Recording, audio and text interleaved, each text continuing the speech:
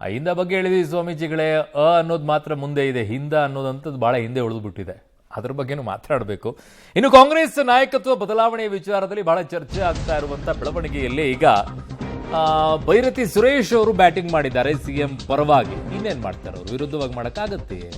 ಕೆಲವರಿಗೆ ಹೊಟ್ಟೆ ಉರಿರಿ ಸಿದ್ದರಾಮಯ್ಯನವ್ರು ಕಂಡ್ರೆ ಅಂತ ಅವರ ಮಾತು. ಹೊಟ್ಟೆ ಉರಿಯಿಂದ ಸಿಎಂ ಮೇಲೆ ಆರೋಪ ಮಾಡ್ತಾರೆ. ಹೌದಾ? ಡಾಕ್ಟರ್ ಹತ್ರ ಹೋಗ್ಬೇಕಿತ್ತು. ಸಿದ್ದರಾಮಯ್ಯನವರಿಗೆ ಯಾರೂ ಏನು ಮಾಡಲು ಆಗಲ್ಲ. ಅಹಲ್ಯಾಬಾಯಿ ಜಯಂತಿ ಕಾರ್ಯಕ್ರಮದಲ್ಲಿ ಈ ಹೇಳಿಕೆಯನ್ನ ಕೊಟ್ಟಿದ್ದಾರೆ. ಅದೇ ವೇದಿಕೆಯಲ್ಲೇ ಸಿಎಂ ಇದ್ರಲ್ವಾ? ಕರೆಕ್ಟ್.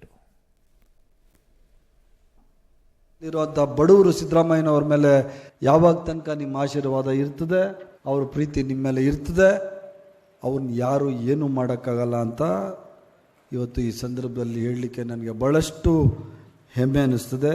ಭಾಳಷ್ಟು ಜನ ಕ್ಷುಲ್ಲಕವಾಗಿ ಮಾತಾಡೋರು ನಮ್ಮ ಜನಾಂಗದಲ್ಲಿ ಇದ್ದಾರೆ.